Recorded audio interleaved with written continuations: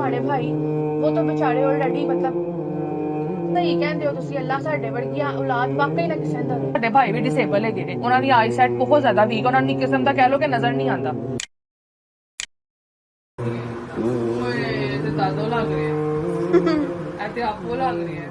बिस्मिल्लाहिर्रहमानिर्रहीम अस्सलामु अलैकुम व रहमतुल्लाहि व बरकातुहू। की हाल चाल है जी? ठीक ठाक हो?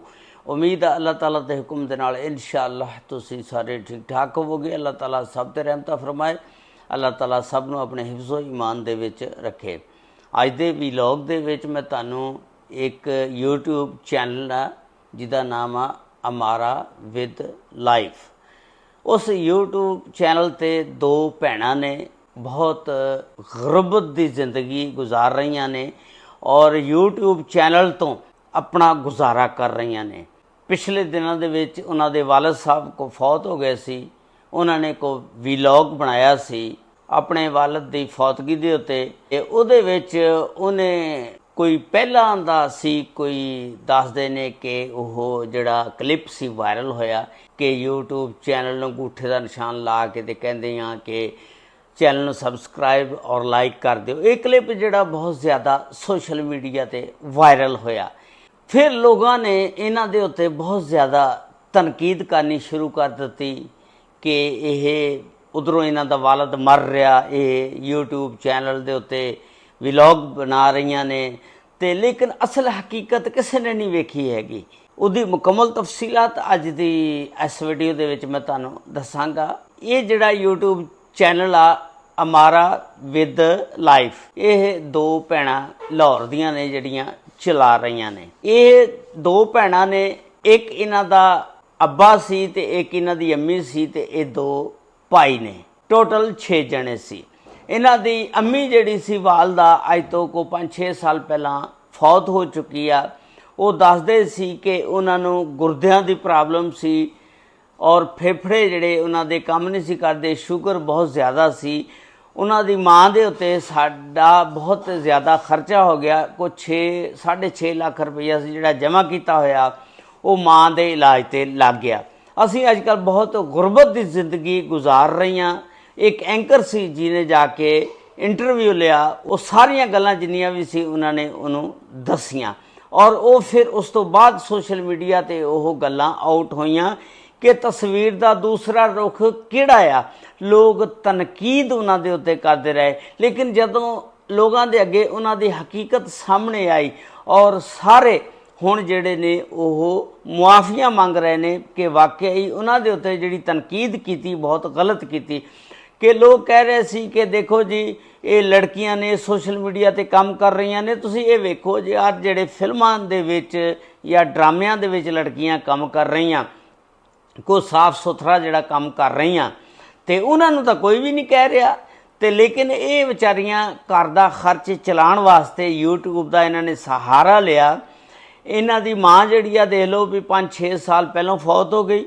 इन्हां दा वालिद अरसा 5 साल तो बीमार पिया, फालज का मरीज सी। बेटियां दसदियां कि असीं खुद अपने वालिद का पैंपर जिहड़ा वो बदलदियां रहियां।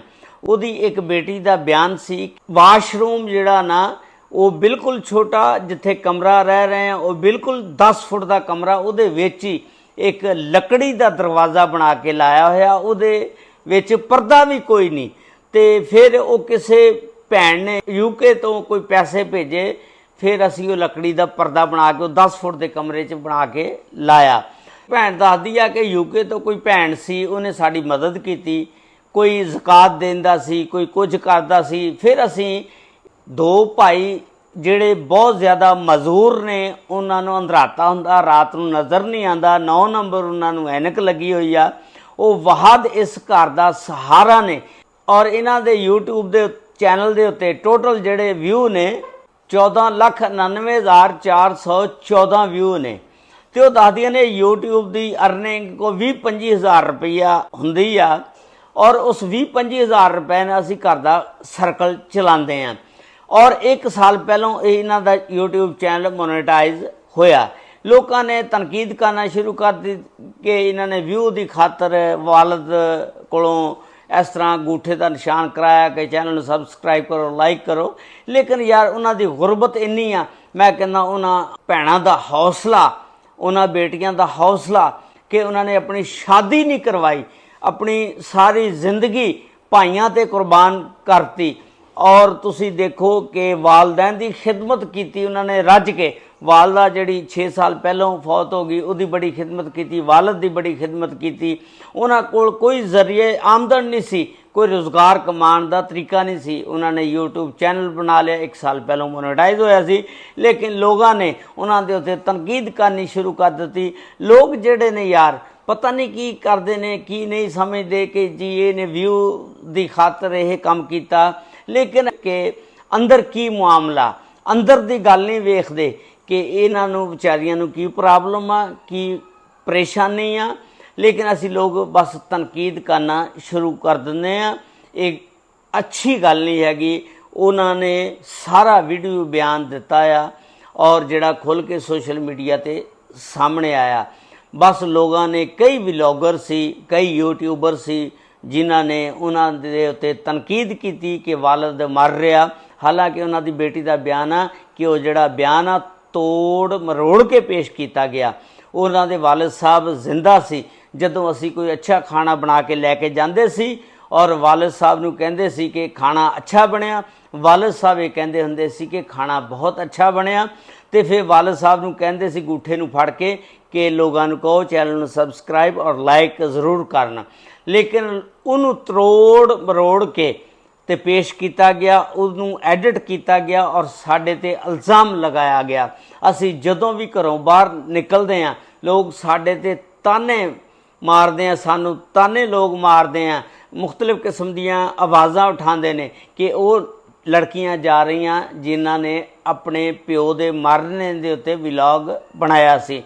लेकिन असी लोग बस तनकीद फटाफट कर ला पैंदे ने, लेकिन असल हकीकत नहीं देखते कि जिवें इस लड़कियां ने हिम्मत की, हौसला किया, बजाय इस दे पहलों मस्कीन सी हुण यतीम भी हो गई, उन्हां दी मदद कर दे, बल्कि उन्हां दे दिल नूं असीं ठेस पहुँचाई है। उन्हां नूं धचका लगा कि लोगों ने साडे उत्ते तनकीद की है, बल्कि सानूं उन्हां दी होर हिम्मत बढ़ानी चाहिए आ, उन्हां नूं हौसला देना चाहिए। इस तरह एक होर यूट्यूबर सी सहर रिंद साहब, भावलपुर वाली साइड दे सी।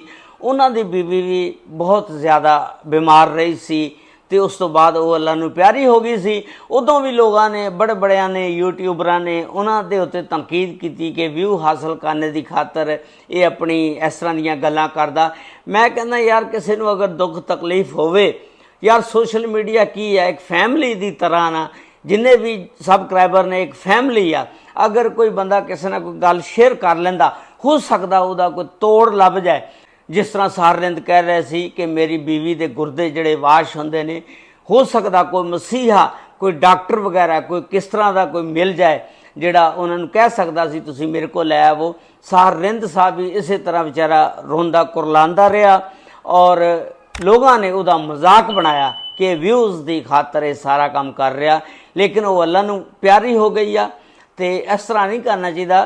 तस्वीर का दूसरा रुख जरूर वेखना चाहिए। तुसीं किसी नूं भी जन्नत या दोज़ख की टिकट नहीं दे सकते। तुसीं अंदर गहराई जाके किस तरह किसी नूं परख सकते हो। अल्लाह ताला हो सकता उन्होंने ज़्यादा पसंद करता होवे, लिहाजा इस तरह दीयां गल्लां तो परहेज़ करना चाहिए। अल्लाह ताला सब ते रहमत फरमाए। अल्लाह ताला सब नूं अपने हिफ्ज़ो मान च रखे। अस्सलामु अलैकुम व रहमतुल्लाहि व बरकातहू।